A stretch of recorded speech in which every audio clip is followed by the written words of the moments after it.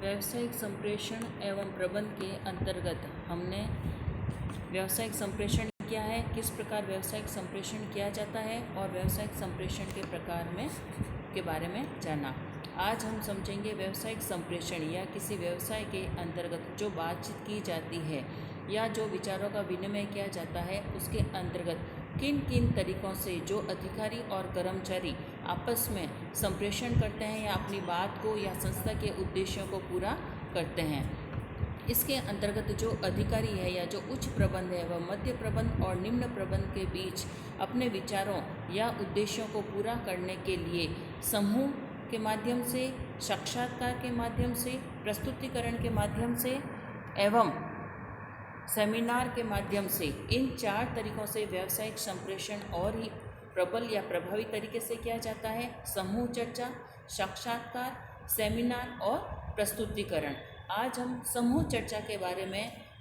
बात करेंगे। समूह चर्चा, समूह किसे कहते हैं, यानी कि जिसे हम सामान्य भाषा में कहेंगे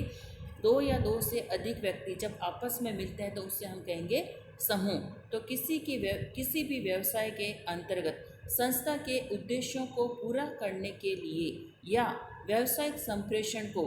प्रभावी बनाने के लिए जो वहाँ पर कार्यरत व्यक्ति हैं उनके मध्य एवं अधिकारियों के मध्य समूह चर्चा की जाती है। इस समूह चर्चा के अंतर्गत जो समूह बने हुए हैं, जो 2 या 2 से अधिक व्यक्तियों के समूह बने हुए हैं, उन समूहों के अंतर्गत व्यवसाय की जो भी समस्या है या जो उद्देश्य है या नई तकनीक का समावेश है, किसी भी बारे में व्यवसाय से संबंधित, व्यवसाय के लाभ, व्यवसाय का विकास, उससे संबंधित जो चर्चा की जाती है उसे हम कहेंगे समूह चर्चा। समूह किसी भी व्यवसाय के अंतर्गत 2 प्रकार के समूह होते हैं, औपचारिक समूह एवं अनौपचारिक समूह। औपचारिक समूह जिसके अंतर्गत जो संस्था का उच्च प्रबंध है उनके द्वारा जो कार्यरत व्यक्ति हैं उन व्यक्तियों को कार्य सौंपे जाते हैं और उन्हें सत्ता या पद के अनुरूप कार्य दिए जाते हैं। अनौपचारिक समूह वे समूह जो आपस में सामाजिक संबंधों या जो महत्वाकांक्षा है उनके द्वारा व्यक्तियों के मध्य बनते हैं। तो औपचारिक एवं अनौपचारिक 2 प्रकार के समूह किसी भी व्यवसाय में पाए जाते हैं। यदि संस्था के उच्च प्रबंध द्वारा जो व्यावसायिक संप्रेषण करना है या व्यवसाय से संबंधित जो बातचीत करनी है या उसके बारे में चर्चा करनी है या डिस्कशन करना है या विचार विमर्श करना है, तो संस्था के उच्च प्रबंध या मैनेजर द्वारा संस्था में जो औपचारिक समूह है और अनौपचारिक समूह है उन दोनों समूहों को ध्यान में रखते हुए संप्रेषण किया जाएगा ताकि संस्था के उद्देश्यों को पूरा किया जा सके। तो समूह चर्चा के अंतर्गत जो औपचारिक एवं अनौपचारिक समूह है उन समूहों में से व्यक्तियों को पहले आमंत्रित किया जाता है, उन्हें यह कहा जाता है कि किस विषय पर चर्चा की जाएगी और उस विषय से संबंधित सदस्यों को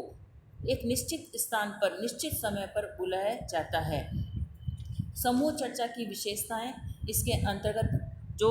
कार्यरत व्यक्ति हैं उन व्यक्तियों को आपस में मिलाकर संस्था के लक्ष्यों के अनुरूप या संस्था के जो समूह में कार्यरत व्यक्ति उनके विकास या संस्था में कोई परिवर्तन करना है उसके बारे में या समूह के आकार की जानकारी रखते हुए संस्था की जो सामाजिक स्थिति है उसके बारे में भी ध्यान रखते हुए विभिन्न प्रकार की जानकारियाँ समूह में दी जाती है और विचार विमर्श किया जाता है। समूह के अंतर्गत किसी भी व्यावसायिक संगठन में कार्यरत सभी व्यक्तियों को जो किसी व्यवसाय की समस्या है उस समस्या को सुलझाने या निष्कर्ष या उस समस्या का समाधान किस प्रकार से किया जा सकता है, इसके अंतर्गत एक बैठक आयोजित की जाती है या समूह में व्यक्तियों के समक्ष उस समस्या को रखा जाता है और उनके विचारों से जो चर्चा की जाती है, उनके जो विचार प्राप्त होते हैं या जो समाधान प्राप्त होते हैं, उन समाधानों में से सर्वश्रेष्ठ विकल्प को चुना जाता है और उस विचार विमर्श के आधार पर सर्वश्रेष्ठ समाधान को चुनकर समाधान किया जाता है। तो समूह के विचार विमर्श का जो लक्ष्य है वह यही है कि जो समूह में व्यक्ति हैं उनसे सुझाव आमंत्रित करना, विचारों का आदान प्रदान करना और सर्वश्रेष्ठ निर्णय या विकल्प का चयन करके उस समस्या का समाधान करना। किसी भी समूह की तैयारी करने के लिए सबसे पहले यह चयन किया जाता है कि किन किन व्यक्तियों का चयन किया जाए। फिर उन चयनित व्यक्तियों को कागजी कार्यवाही द्वारा एक संदेश भेजा जाता है कि इस समय पर जगह पर समूह चर्चा की जाएगी जिसका विषय ये होगा, और उसके आधार पर उद्देश्य एवं सारांश को लिखा जाता है। किसी भी समूह के अंतर्गत एक अध्यक्ष होता है, एक रिकॉर्डर होता है और एक सदस्य, विभिन्न प्रकार के सदस्य होते हैं। अध्यक्ष उस समूह की या उस मीटिंग का अध्यक्ष जो होता है वह समस्या को रखता है समूह के अंतर्गत, फिर जो सदस्य होते हैं वो उसका समाधान प्रस्तुत करते हैं, और जो रिकॉर्डर होता है वह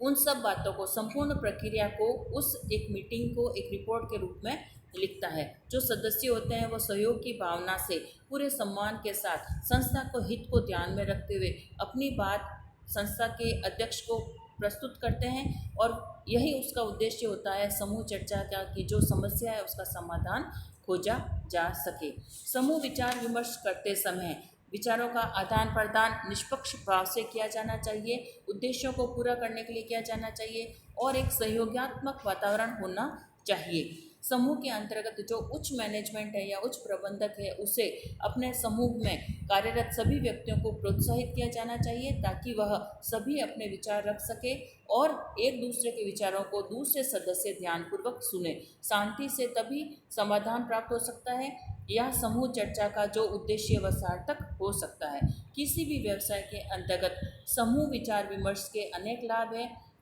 अधिक जानकारी प्राप्त होती है। इसमें अंतर्गत समूह में औपचारिक और अनौपचारिक समूह दोनों प्रकार के सदस्यों या व्यक्तियों को बुलाया जाता है, जिसके अंतर्गत सभी के विचारों में से सर्वश्रेष्ठ विचार का चयन किया जाता है। ये सभी उपायों से एक सरल एवं सुविधाजनक है और इसमें समय का अनुकूल प्रयोग करते हुए, साधनों का पूर्ण उपयोग करते हुए, सभी की सहभागिता और श्रम का पूरा उपयोग लेते हुए समस्या का हल निकालने की जो सीमित संसाधन है, जो उपलब्ध परिस्थितियां हैं, उन्हीं के अनुरूप समाधान किए जाने के प्रयास किए जाते हैं। समूह विचार विमर्श के कुछ समस्याएं भी हैं। इनमें से जो महत्वपूर्ण समस्या है वह है असहमति। यदि कोई सदस्य जो समूह में विचार विमर्श किया जा रहा है उसमें किसी विचार से असहमत है तो उस समस्या का समाधान नहीं निकल पाता है। कभी कभी फालतू की बातें या